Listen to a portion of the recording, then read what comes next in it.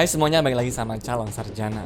Bayangkan kalian tuh bangun pagi dan yakin 100% kalau kalian sudah mati, jantung berdetak, tapi otak menolaknya. Ini bukan film zombie teman-teman, ini kenyataan. Dan pada kesempatan kali ini kita akan kupas tuntas tuh beberapa gangguan mental paling mengerikan sepanjang sejarah yang harus kalian tahu faktanya. Sudah penasaran? Hai, gue Andre. Nomor 8. Cotard Syndrome. Teman-teman coba bayangin deh, kalau kamu tuh bangun tidur terus ngaca, tapi kamu tuh merasa bayangan di cermin itu ya bukan orang hidup. Kita semua tahu lah ya kalau zombie itu cuma ada di film kan. Tapi tahu nggak, di dunia nyata ada loh kondisi langka di mana seseorang tuh yakin banget kalau dirinya itu sudah meninggal teman-teman. Padahal dia tuh masih bisa berjalan, bicara dan juga bernafas. Namanya adalah Cotard Syndrome ataupun sindrom mayat berjalan. Cerita ini bermula di tahun 1880-an di Prancis ya. Ada seorang dokter saraf bernama Jules Cotard. Suatu hari dia kedatangan pasien wanita tuh yang kita sebut aja Nona X biar gampang bahasnya ya. Nona X ini tuh aneh banget teman-teman. Dia menolak makan. Pas ditanya kenapa, jawabannya bikin merinding. Dok, saya tuh nggak butuh makan. Saya nggak punya perut, nggak punya dada, dan nggak punya otak. Saya ini sebenarnya sudah mati. Bayangin teman-teman, Nona X merasa dirinya tuh cuma cangkang kosong. Dia bahkan merasa dikutuk dan juga nggak bisa mati lagi karena merasa sudah jadi mayat. Pokoknya orang yang kayak begini tuh ngiranya udah abadi dan nggak bisa mati secara natural. Nah, karena dia pikir tuh dia nggak punya perut, dia beneran berhenti makan sampai akhirnya meninggal karena kelaparan. Serem sekaligus sedih ya. Nah, pertanyaannya sekarang, kenapa otak manusia itu bisa berpikir kayak begitu sih? Gampangnya begini teman-teman, otak kita itu seperti komputer super canggih. Dia yang kasih tahu kita kalau kita tuh lagi sedih, seneng, ataupun sakit ya. Nah, pada pasien Cotard Syndrome ada bagian kabel di otak yang korslet ataupun error. Bagian otak yang mengenali wajah dan juga bagian yang mengatur emosi putus hubungan tuh. Sehingga pas mereka mengacak nih, ya mereka tuh kenal sih sama wajahnya, tapi rasanya hampa. Untungnya sindrom ini langka banget teman-teman. Tapi ini ngajarin kita semuanya sama satu hal penting, otak manusia itu memang hebat, tapi juga rapuh. Bagi kita mungkin terdengarnya aneh, tapi bagi mereka yang mengalaminya, rasa takut itu nyata banget guys. Mereka hidup dalam mimpi buruk setiap hari. Jadi kesehatan mental itu tuh sama pentingnya seperti kesehatan fisik ya. Kalau badan sakit ya kita minum obat. Kalau pikiran lagi kacau, jangan takut teman-teman buat cerita dan juga minta tolong ya. Nomor 7. Alien Hand Syndrome. Ngedenger badan kita sudah mati dan juga nggak bisa digerakin aja, gue udah merinding banget sih. Gimana kalau yang satu ini nih coba, sindrom tangan alien. Dimana penderitanya tuh ngerasa kalau tangannya udah bukan miliknya lagi. Dia bergerak semaunya, ngambil barang yang nggak kalian mau, atau bahkan memukul kalian sendiri. Terdengarnya kayak film horor ya, tapi ini nyata. Dulu sekitar tahun 1908 ada kasus yang bikin heboh dunia kedokteran. Ada seorang ibu yang merasa tangan kirinya itu tuh jahat banget teman-teman. Bayangin aja, waktu dia tuh lagi tidur ataupun santai nih, tangannya tiba-tiba mencekek lehernya sendiri coba. Dia harus berantem sama tangannya sendiri supaya selamat. Serem banget kan? Tapi tenang ya, gak semua kasusnya tuh seseram itu kok. Kebanyakan kasus Alien Hand Syndrome itu tuh sifatnya lebih ke jahil aja. Misalnya kamu tuh lagi pakai baju kemeja nih. Nah, tangan kananmu itu tuh ngancingin baju. Tangan kirinya malah ngelepasin kancingnya lagi. Atau waktu kamu tuh lagi makan, tangan kalian tuh tiba-tiba ngelempar sendoknya sendiri. Atau ngambil makanan orang lain tanpa permisi. Ya padahal kalian tuh gak mau loh, tapi tangannya aja yang gerak-gerak sendiri kayak dikendalin sama alien. Tapi apa sih penjelasan di balik ini semua? Jawabannya ada di otak. Otak kita itu punya dua sisi teman-teman, yaitu kiri dan juga kanan. Nah di tangan-tangannya ada jembatan kabel telepon yang namanya adalah corpus callosum, biar sisi kiri dan juga kanan tuh bisa ngobrol dan juga kerjasama. Pada pasien sindrom ini jembatan itu tuh putus atau rusak. Akibatnya otak kiri dan juga otak kanan tuh nggak bisa komunikasi. Terus bisa sembuh nggak? Sayangnya belum ada obat pastinya teman-teman. Tapi dokter punya trik unik tuh buat menenangkan tangan alien ini. Caranya dikasih kesibukan aja. Pasien biasanya tuh disuruh buat megang tongkat atau bola setiap saat. Nah kalau tangan itu sibuk megang sesuatu, dia jadi nggak punya kesempatan buat jahil ataupun ganggu lagi. Ya jadi kayak anak kecil yang dikasih mainan biar anteng kali ya. Nomor 6. Capgras Delusion. Pernah nggak kalian tuh nonton film tentang alien ataupun robot yang menyamar jadi manusia? Mereka terlihatnya persis seperti teman kita, suaranya sama, bajunya sama, tapi ya kita tahu itu tuh bukan mereka. Nah, di dunia nyata ada gangguan mental yang bikin pengidapnya tuh merasa seperti sedang hidup di film sci-fi horor itu setiap hari. Namanya adalah Capgras delusion. Pasien yang kena sindrom ini yakin 100% kalau orang tua, pasangan atau teman dekat mereka sudah diculik. Serem kan? Dan kebayang nggak sedihnya mereka tuh kayak gimana? Mereka ketakutan karena merasa tinggal sama orang asing. Bahkan ada kasus di mana pasien sampai lapor polisi tuh atau maaf ya, menyerang keluarganya sendiri teman-teman karena dikira penjahat yang sedang menyamar. Nomor 5. Koro. Teman-teman, kalian tahu kura-kura kan? Kalau dia kaget ataupun takut, dia bakal ngumpetin kepalanya masuk ke dalam cangkang tuh. Ya, sembunyi-sembunyi gitulah intinya. Nah, percaya atau enggak, ada loh manusia yang ketakutan setengah mati nih karena merasa bagian tubuhnya itu masuk ke dalam dan menghilang seperti kepala kura-kura tadi.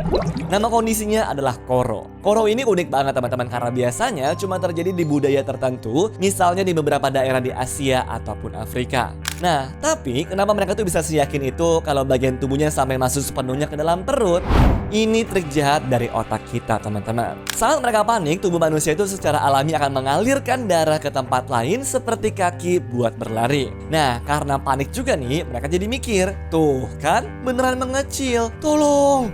Yang akhirnya mereka tuh melakukan segala cara teman-teman, bahkan ditarik-tarik pakai alat pemberat biar nggak masuk ke dalam. Aduh, pasti sakit banget ya. Tapi tenang aja guys, sindrom ini biasanya itu bakalan sembuh kalau rasa paniknya hilang dan diedukasi sama para dokter kok.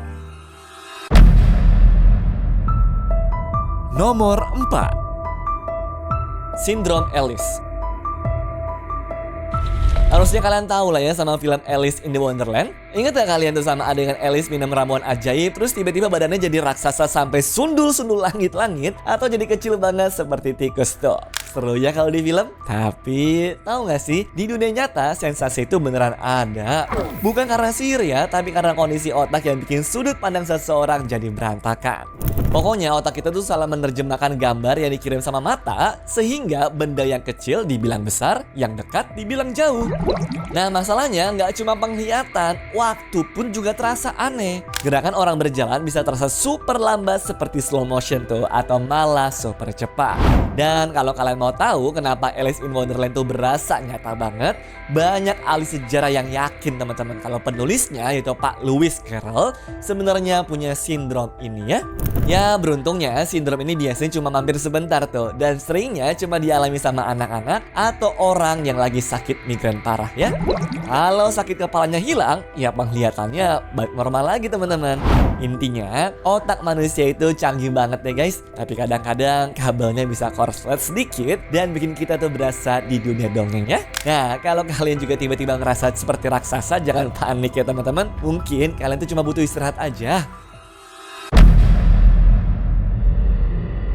Nomor 3.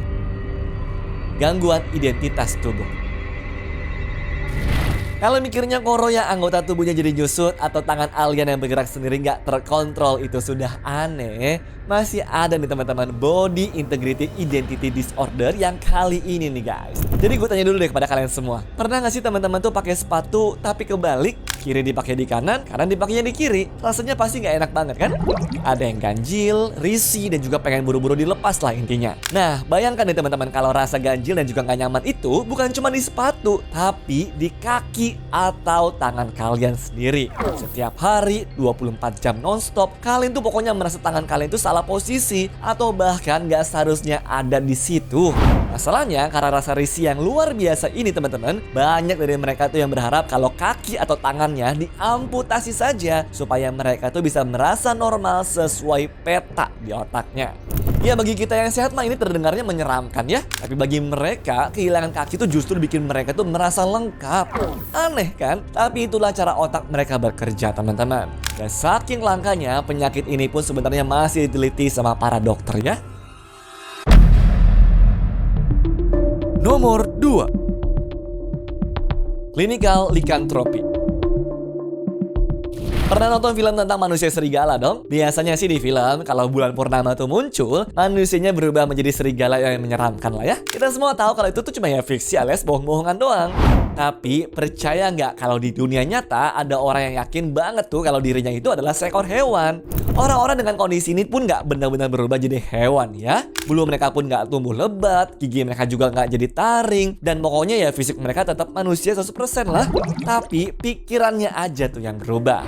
Otak mereka menipu mereka sendiri, yang bikin jadi percaya kalau mereka itu adalah serigala, kucing, ataupun hewan lainnya. Saking yakinnya juga nih, tingkah laku mereka pun berubah. Ada yang menolak bicara dan cuma mau melolong ataupun mengeong. Bahkan ada juga tuh yang nggak mau jalan pakai 2 kaki, tapi merangkak pakai 4 kaki. Kemudian ada yang sampai berburu makanan di kebun seperti hewan liar, coba bayangin. Dan yang paling kacaunya nih ya, ada kasus orang meninggal karena wajahnya digigit sama manusia anjing, coba. Nomor 1. Autokanibalisme.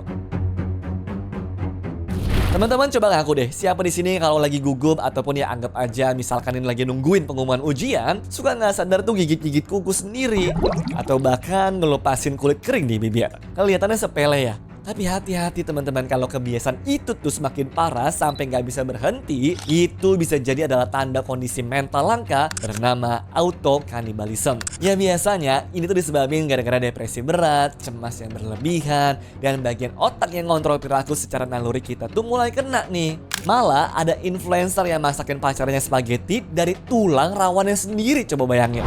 Katanya dia tuh habis operasi dan juga ditanya nih sama dokternya, kamu mau nyimpen nggak nih tulang rawannya sendiri? Jawab iya dong.